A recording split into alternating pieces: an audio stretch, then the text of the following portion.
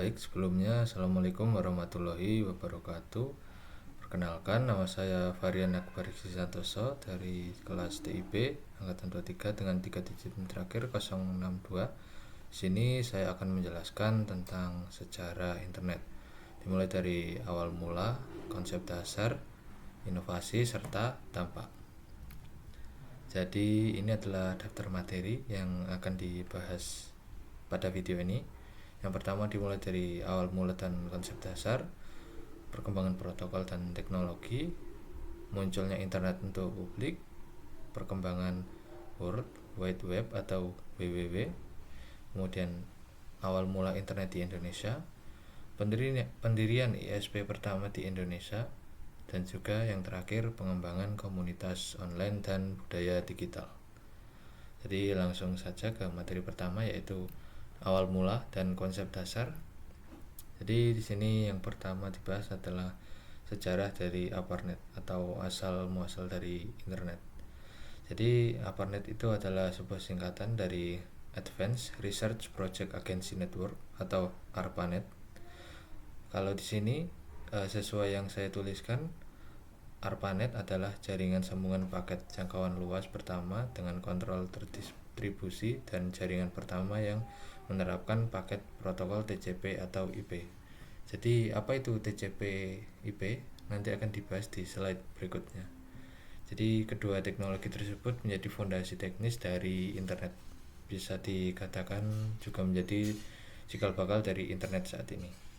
Jadi ARPANET ini didirikan oleh Advanced Research Project Agency atau ARPA dari Departemen Pertahanan Amerika Serikat.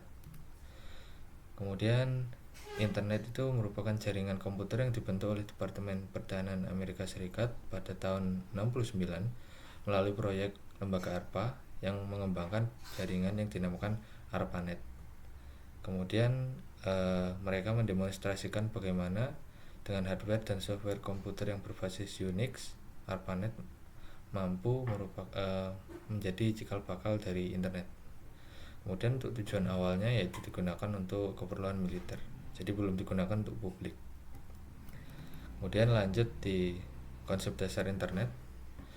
Kalau dari kutipan yang saya ambil, menurut Safi pada tahun 2009 buku halaman 109 jelaskan bahwa internet adalah jaringan fisik yang menghubungkan komputer ke penjuru dunia, jadi sebagai perantara. Kemudian internet terdiri dari jaringan server yang terinfrastruktur dan communication links di antara jaringan server tersebut yang digunakan untuk memegang dan mengirim informasi di antara para klien komputer dan web servers. Kemudian di sini ada perkembangan protokol dan teknologi. Nah, di sini pada slide berikutnya sebelumnya tadi sudah disinggung mengenai apa itu TCP atau IP. Jadi TCP atau IP itu adalah singkatan dari Transmission Control Protocol, atau IP itu adalah Internet Protocol. Jadi intinya adalah dua hal yang sama. Nanti di sini TCP atau IP merupakan serangkaian aturan atau protokol yang berfungsi menghubungkan perangkat jaringan di internet. TCP atau di sini saya sebut sebagai IP saja, digunakan sebagai protokol komunikasi dalam jaringan komputer pribadi, bisa intranet atau extranet. IP sendiri pertama kali dikembangkan oleh Departemen Pertahanan Amerika Serikat pada tahun 60-an sebagai bagian dari proyek ARPANET. ARPANET sendiri adalah jaringan komputer pertama di dunia yang memungkinkan komputer lain di beberapa lokasi untuk saling terhubung satu sama lain.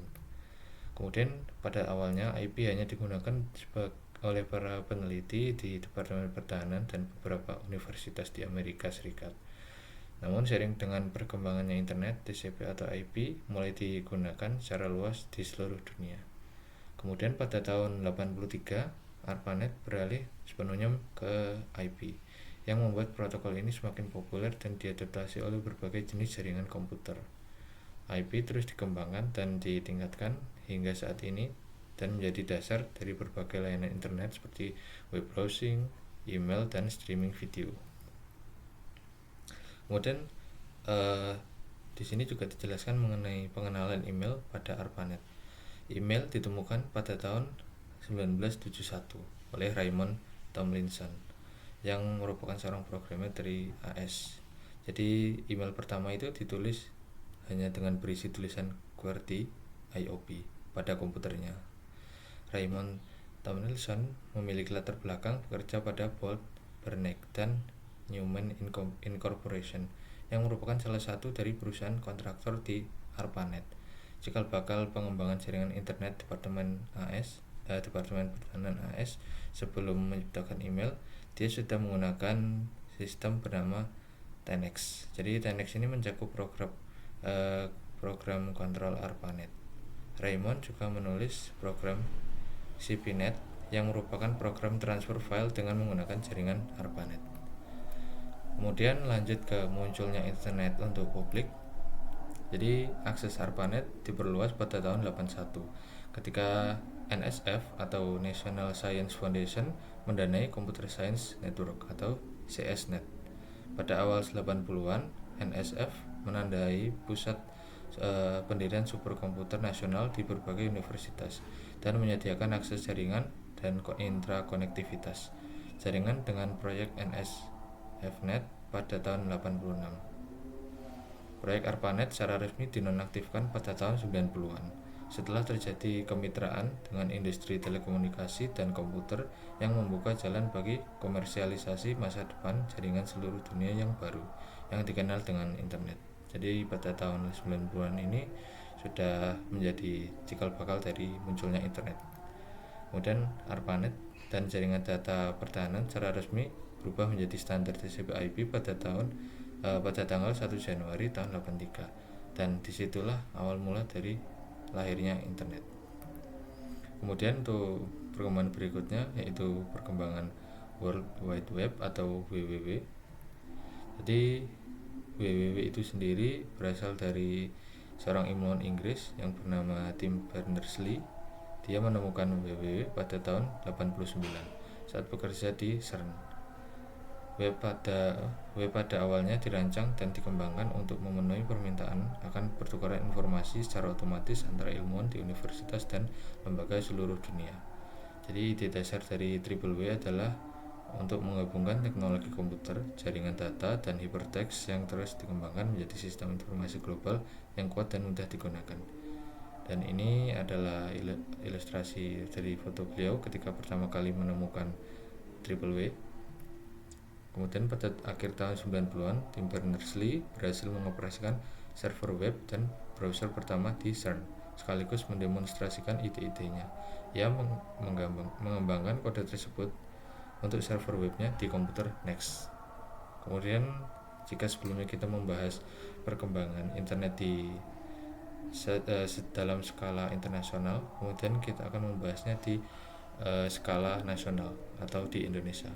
Di sini akan dibahas yang pertama yaitu awal mula internet di Indonesia atau sejarah masuknya internet di Indonesia. Jadi internet pertama kali diperkenalkan di Indonesia pada tahun 1983 oleh PT Indosat sebagai salah satu layanan telekomunikasi. Pada saat itu hanya dapat diakses oleh kalangan akademisi dan instansi pemerintahan saja. Dengan kata lain masih terbatas. Kemudian menurut Bapak Ono W. Purbo dalam bukunya tentang teknologi informasi dan komunikasi, sejarah internet di Indonesia pada awalnya dimulai pada tahun 90-an. Pada saat itu internet lebih banyak diketahui sebagai paguyuban network. Dan ini adalah foto beliau. Kemudian pendirian ISP pertama di Indonesia. ISP pertama di Indonesia itu masih belum terkenal atau mungkin masih terkesan asing. Jadi internet lambat laun mulai mengalami perkembangan yang cukup baik berkat jasa dari beberapa nama-nama sebelumnya yang saya sebutkan tadi. Layanan ISP pertama di Indonesia diluncurkan dengan nama IPTECnet pada tahun 1994. Pada tahun yang sama, PT Indo Internet atau Indonet yang dipimpin secara paruh waktu oleh Sanjaya berhasil berdiri dan beroperasi, namun juga bisa dikenal dengan istilah paguyuban network pada saat itu. Indonet sendiri sebenarnya ISP komersial pertama yang dimiliki oleh Indonesia. Pada awalnya, Indonet memanfaatkan lisensi dari PT Lintas Arta. Pada saat itu, sambungan awal ke internet dari Indonet dilakukan dengan menggunakan metode dial-up. Kemudian ada perkembangan komunitas online dan budaya digital. Jadi komunitas online, atau kalau sekarang ini kita kenal sebagai platform medsos, itu juga salah satu dari komunitas online. Jadi komunitas online atau komunitas daring ini juga dikenal dengan komunitas internet atau komunitas web, adalah sebuah komunitas yang mana umumnya anggotanya berinteraksi dengan satu sama lain melalui internet secara daring. Jadi anggota dari sebuah komunitas daring umumnya memiliki minat bersama. Untuk kebanyakan orang, komunitas daring terasa seperti di rumah yang terdiri dari keluarga teman yang tidak terlihat. Contohnya komunitas online seperti forum Reddit ataupun Quora, bisa juga dalam media sosial seperti grup Facebook atau mungkin Instagram seperti medsos thread dan lain sebagainya. Kemudian budaya digital bisa juga disebut sebagai tren di masyarakat kita saat ini. Jadi budaya digital tentunya berasal dari budaya konvensional yang terkena lingkup pengaruh digitalisasi hingga lingkup penerapannya meluas hingga ke ranah digital. Saya rasa sekian penjelasan saya mengenai sejarah internet. Kurang lebihnya saya ucapkan mohon maaf apabila ada kekurangan, dan terima kasih telah menyimak. Assalamualaikum warahmatullahi wabarakatuh.